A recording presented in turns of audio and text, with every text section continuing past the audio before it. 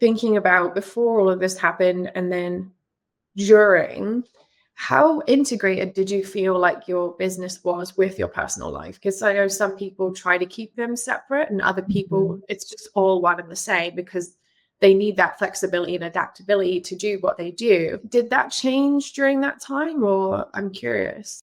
I think what I had to re-examine was the boundaries. In order to be highly productive, I have to be very structured with my time. And one of the reasons I freelance is that I have 2 kids, elementary and middle school aged kids.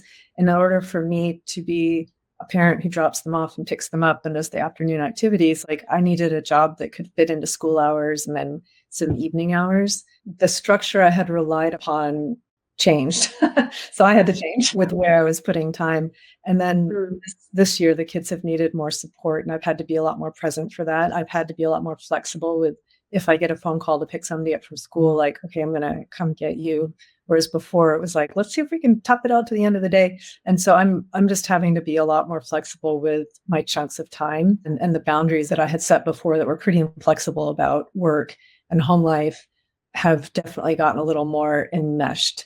And I look at that as like, it's just a season of life. I think it will get back to that better structured time, but this is just where I am now. And I'm just trying to work. It sounds like you were really going back to the original reason why you started your business in the first place, because you needed that flexibility to be there for your kids and you need to be able to work things around other things. And so you just went back to basics and said, well, how can I still have that? Because I know I can still have that despite everything else that is going on. I think you're right. I think I get so enmeshed in like doing it that I didn't really see that mega pattern.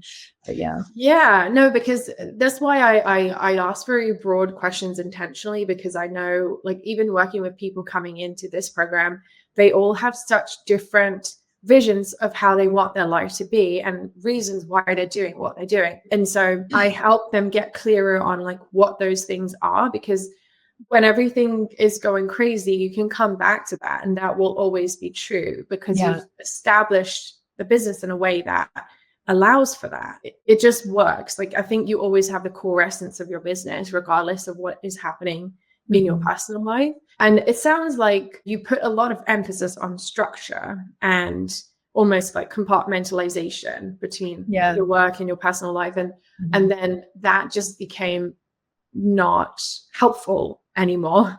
I think the structure for me, like I need solid blocks of time to get projects done.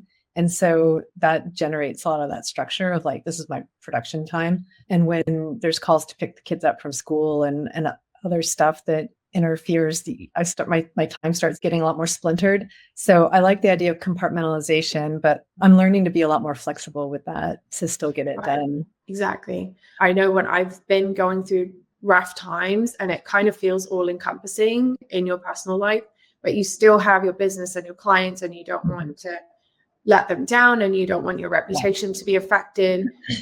You do really have to kind of slow right down and ask yourself, well, what really matters in this moment? And I think it sounds like you had that same kind of experience where 99% of things that you thought mattered didn't actually matter. And the 1% was what you had to focus on. Yeah, that's a good way to put it. I really stripped things down to the basics of the kids came first. Self-care for myself was second.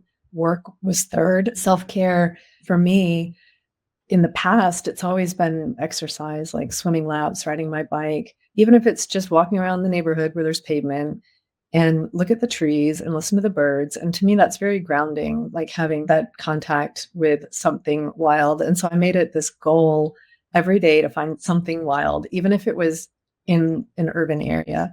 I mean, some days it's been as simple as observing a hawk bursting out of the bushes holding a mouse. I was thrilled when that happened. I was like, that's amazing. It wasn't about going out and killing it on the bike for 2 hours. It was about, let me go walk for 30 minutes and see what I can notice. That's what I mean by self-care for me. It's a huge change of pace for me from last year. Well, I also want to reflect back. The same thing I'm seeing is that you stripped it back to why you were doing it and not like the logistics of it, but like actually what you were benefiting.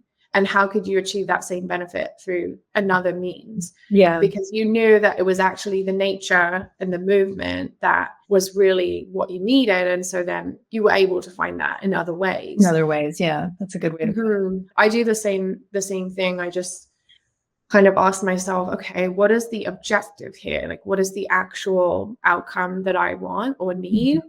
And how can I disassociate that from what I usually do or this set of circumstances and apply it in some other way? It's not easy, but it must have been empowering in a way to just find ways to meet your needs that were really outside the box and very creative and just not what you had done before. Did you feel that sense of growth that was happening? Yeah, no, I'm reminded of something a friend said at lunch a couple of weeks back. He said, well, remember, after the destructive phase comes the renewal.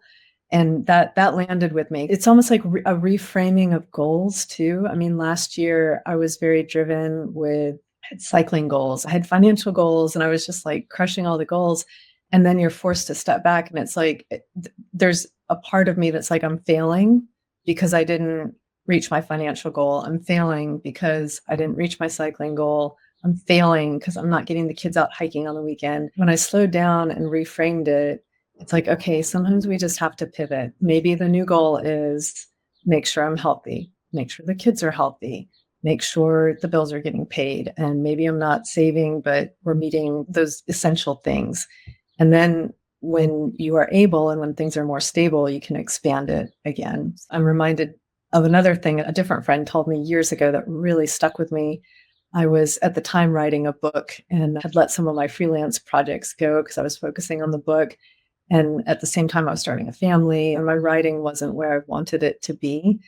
And this friend, he's a musician, he said, sometimes you just have to keep the pilot light on, like that little bit of a flame, and just feed that pilot light so that when the environment and you are ready, it can just take off. I feel like in January and February, I was back in that pilot light phase where I just kind of retreated down to, like you're talking about, the essences of things so that you can then let it grow and expand